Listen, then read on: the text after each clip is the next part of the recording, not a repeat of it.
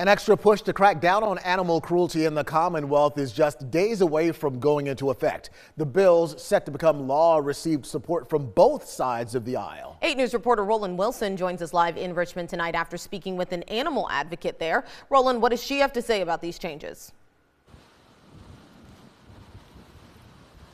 Well, Eric D and I spoke with Tabitha Treelor. She works with the Richmond SPCA and has spent her entire career working on the safety and protection of animals, and she says these laws help to do just that. Now, I do want to warn you, some of the photos and videos you're about to see may be disturbing.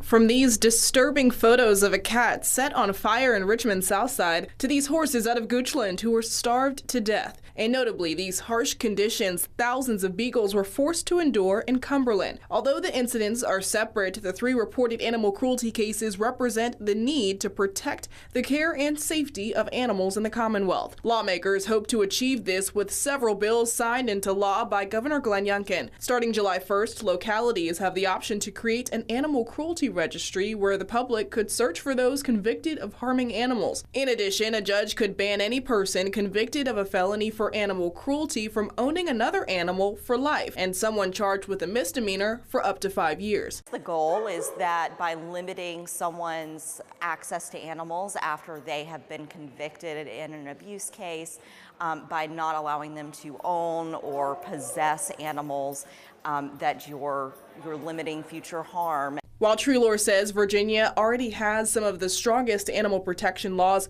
the Commonwealth can always do more. We want to not only protect Virginia's animals from cruelty, but there is proven research behind the fact that in many cases animal abusers go on to harm their spouses, their children. The harm is not limited to animals.